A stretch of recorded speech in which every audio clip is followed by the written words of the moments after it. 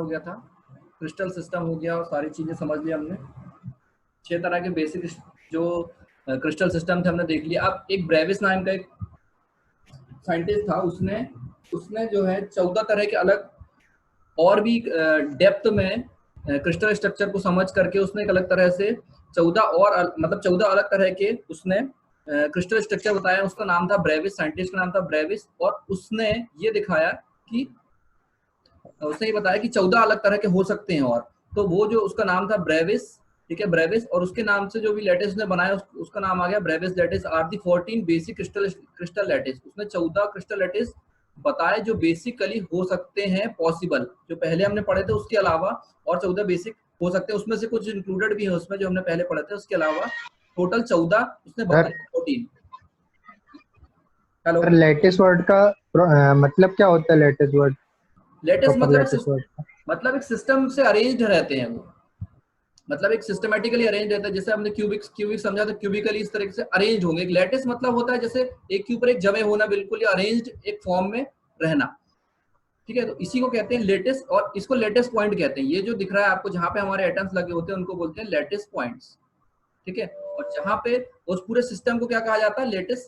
पूरे जो एक पूरा जो कंबाइंड हो जाते हैं यूनिट सेल, तो उनको कहा जाता है लेटिस। मतलब एक के ऊपर जैसे पाइल्स नहीं होते, एक के ऊपर एक रख देते हैं पाइल, मतलब एक के ऊपर जमा करके इक्वली रख देना, ठीक है। Brevis shows that there are only 14 possible different network of lattice points। lattice point मतलब जो भी एटम्स यहाँ पे हैं। Therefore 14 standard lattice space are needed to describe all possible arrangement। तो उसने 14 अलग अलग तरह के अरेंजमेंट सोचे, ऐसे हो सकते हैं, ऐसे हो सकते हैं, और उसने उसके डायग्राम्स से समझाने की कोशिश की कि किस तरह के पॉसिबल अरेंजमेंट हो सकते हैं। Every crystal structure is based on one of the possible space lattice. मतलब कि उसने स्पेस लैटिस को अलग अलग जगह पर रख करके देखा, और इसने बहुत सारे मटेरियल्स को ऑब्जर्व किया हुआ कि इतने तरह के हो सकते हैं, इतने तरह के होते हैं, ठीक है। क्योंकि सारे जितने भी हमने लैटिस देखे वो सारे उनने माइक्रोस्कोप से ऑब्जर्व किया, उसके बाद ये बताया कि ऐसे ऐसे हो सकते हैं। तो Bravais lattice are named after the originator, मतलब साइंटिस्ट का नाम जो भी था वो ब्रेविस नाम था, मिस्टर ब्रेविस। उसने इसको डिस्क्राइब किया, समझाया। There are 14 distinguishable. डिस्टिंग्विशेबल मतलब अलग अलग, डिस्टिंग्विशेबल का मतलब होता है डिफरेंट या अलग अलग, बिल्कुल भी एक जैसे नहीं होंगे। 3D मतलब 3 डायमेंशन के होंगे। Space lattice that can be generated by repeated translation on the 3 coplanar vectors. मतलब हम बार बार हर कोप्लेनर वेक्टर में अलग अलग वेक्टर्स अलग अलग प्लेन्स में इसको अलग अलग तरह से डिफाइन करेंगे। ए बी सी के फॉर्म में रहेगा और 3 डायमेंशनल स्पेस में ये रहेगा। तो अभी तक हम समझ चुके हैं, ठीक है। अब इसके बाद आते हैं पर नेक्स्ट जो है कितने तरह के होते हैं, उनके क्या क्या नाम है।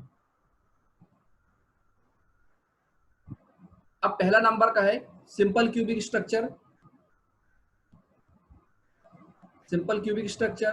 दूसरा है फेस सेंटर क्यूबिक स्ट्रक्चर, ठीक है। ये तो आपने देखा था, जो हमने सबसे पहले समझा था वो ये था सिंपल क्यूबिक स्ट्रक्चर, जिसमें कि सारे एटम्स जो है वो आपके कॉर्नर में ही होंगे, वो कहलाएंगे आपके सिंपल क्यूबिक स्ट्रक्चर। अब फेस क्यूबिक स्ट्रक्चर जहां पे आपका फेस आ जाता है या बॉडी आ जाता है। फेस का मतलब हो जाता है, जो भी आपका 4 एटम से मिल करके एक ये जो प्लेन बन रहा है ना, ये जो प्लेन बन रहा है, इस प्लेन के बीच में एक इसका एक फेस जैसा हो गया, मतलब एक प्लेन जैसा होगा। तो यहाँ पे अगर सेंटर में कोई एटम बनता है तो ये फेस कहलाएगा इसका, ठीक है। ये क्या कहलाएगा? फेस।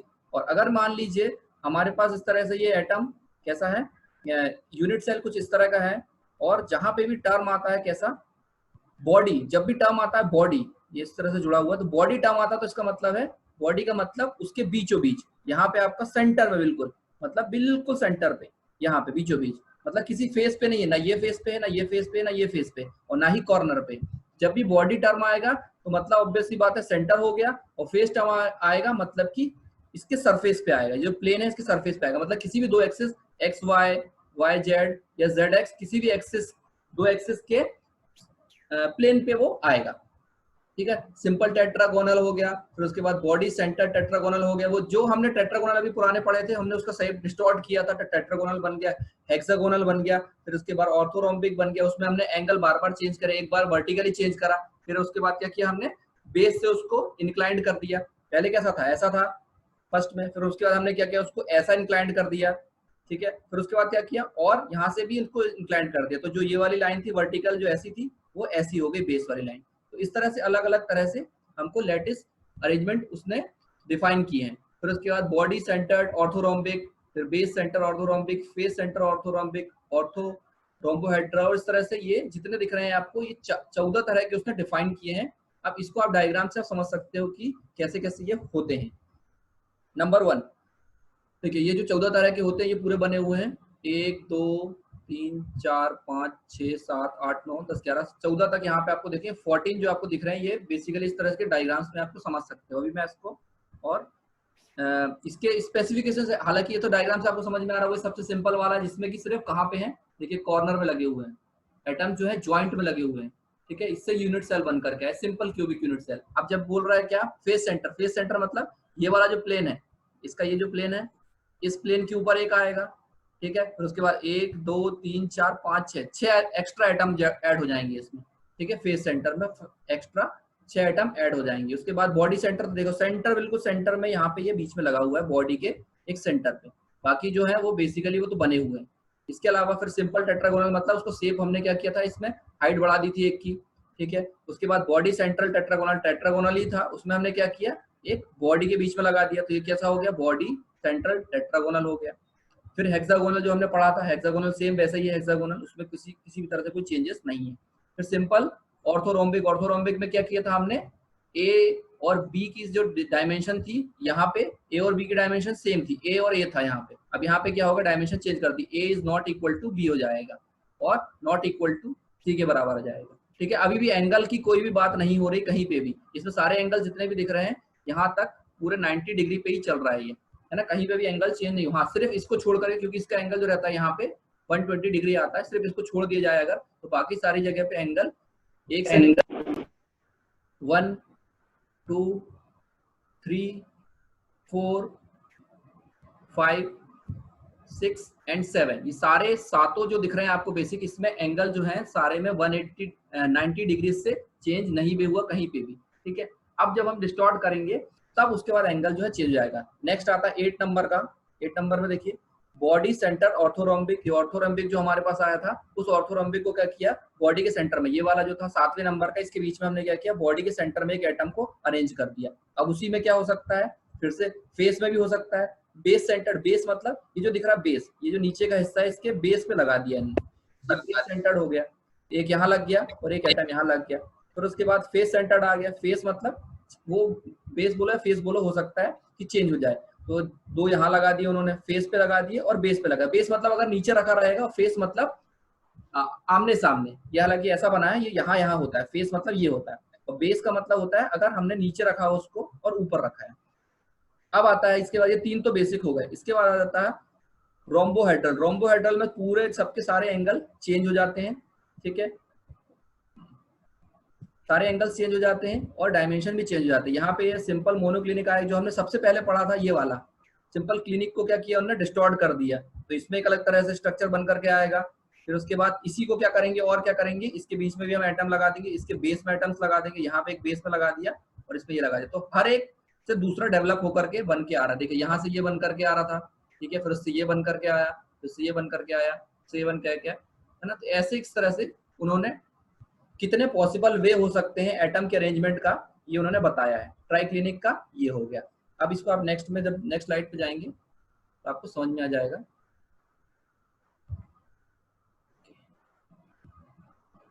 अब देखिए ये जो है सिंपल यहाँ पे डिस्क्राइब किया गया है, सिंपल क्यूबिक। सिंपल क्यूबिक में अब आपको सिर्फ ये याद रखने वाली चीज है कि सिंपल क्यूबिक में क्या होंगे, a is equal to B is equal to C होगा, और alpha is equal to beta is equal to gamma is equal to 90 degree होगा। ये सबसे पहले जो हमने पढ़ा था ये वो वाला है। नंबर 2 में आपके फेस सेंटर्ड मतलब 6 और बढ़ गए, 6 और बढ़ गए, लेकिन इसमें कहीं पे भी एंगल चेंज नहीं हुआ। ये जो कंडीशन है सेम टू सेम यहाँ पे ट्रांसफर हो गई, सेम कंडीशन है, alpha beta gamma ABC same, okay.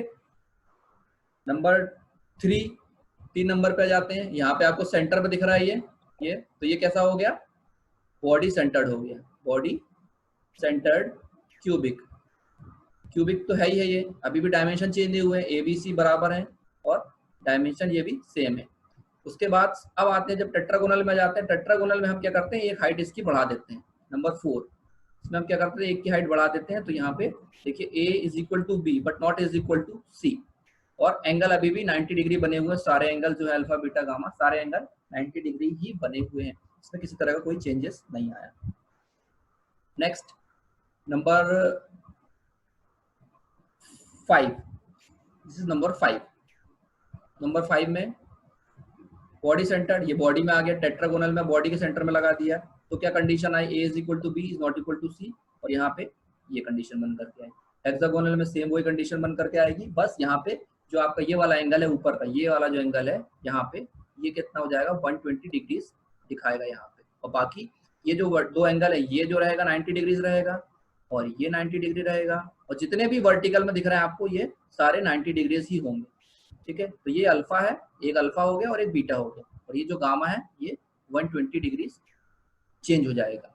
उसके बाद सिंपल ऑर्थोरोम्बिक, ऑर्थोरोम्बिक में सारे साइड्स जो है अलग अलग हो गए, ए का साइज अलग हो गया, बी का साइज अलग हो गया और सी का डायमेंशन अलग हो गया, लेकिन एंगल अभी भी 90 डिग्री बने, एक ये 90 है, दूसरा ये भी 90 है और तीसरा ये वाला एंगल भी 90 डिग्रीज ही बना हुआ है। अभी होगा कितने आपके 5, 6 और 7, मतलब 7 जो है आपके इस तरह से होते हैं, जिसमें कि सिर्फ अभी डायमेंशन की वैल्यू चेंज हो रही है और सिर्फ एक कंडीशन है जिसमें हेक्सागोनल वाले में गामा की वैल्यू चेंज हुई थी, तो बाकी सारे अल्फा बीटा गामा एंगल जो है 90 डिग्रीज ही बने हुए थे। Next number 8 and number 9। 8 number में बॉडी सेंटर्ड है और ऑर्थोरोम्बिक, ऑर्थोरोम्बिक में और बॉडी सेंटर में, ऑर्थोरोम्बिक में क्या था, तीनों डायमेंशन अलग थे लेकिन एंगल वही है, alpha beta gamma is equal to 90 degrees. फिर उसके बाद बेस सेंटर्ड में डायमेंशन चेंज हो गए और ये भी सेम ऐसे ही बना हुआ। तो बस आपको ये याद रखने की चीजें, कोई इसमें समझाने का कुछ ऐसा खास नहीं है, और आपको याद रखना कि इसमें क्या आते हैं। अगर आपको लिखने को आता है ब्रेविस लैटिस तो आपको इस तरह से 14 बना करके समझाना है उसमें। फेस सेंटर्ड आ गया, अब इसमें भी फेस में जुड़ गया, ये फेस हो गया और ये फेस हो गया, इसका इसमें जोड़ करके हमने बना दिया है।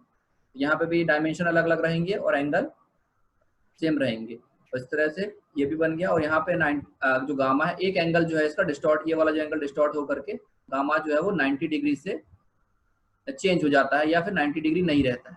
बाकी जो दो एंगल है ये वाले और ये वाला एंगल 90 डिग्री ही बने रहते हैं, तो एक एंगल जो डिस्टॉर्ट होता है। सिर्फ इसके बाद अब आप जो अपना क्यूबिक वाला था 8, 9, 8, 9, ये हो गया 10, ये हो गया 11, अब बचे 3, 12, 13, 14, ये हो गया 12, तो 13 और ये रहा 14। ये तीनों में जो है क्यूबिक ही स्ट्रक्चर है, बस उसको क्या किया थोड़ा सा डिस्टॉर्ट कर करके अलग तरह से पैटर्न बनाने की कोशिश करी है। तो सिंपल मोनोक्लिनिक में क्या होगा आपका, सिंपल मोनोक्लिनिक में तीनों डायमेंशन अलग हो जाएंगे, बस बीटा का एंगल चेंज हो जाएगा। इसमें जो बीटा का एंगल है वो 90 डिग्री नहीं रहेगा, बाकी अल्फा और गामा जो 90 डिग्री होगा। अब जब सिंपल बेस सेंटर की बात करेंगे, बेस सेंटर में क्या हो जाएगा आपका, यहाँ पे 2 एटम्स ऐड हो जाएंगे, इसी में 2 एटम अलग से ऐड हो जाएंगे। ठीक है, और ट्राई क्लिनिक में सारी कंडीशंस चेंज हो जाएंगी, ए बी सी तीनों आपस में एक दूसरे के बराबर नहीं होंगे और ना ही तीनों एंगल एक दूसरे के बराबर होंगे, ना ही 90 के बराबर होंगे।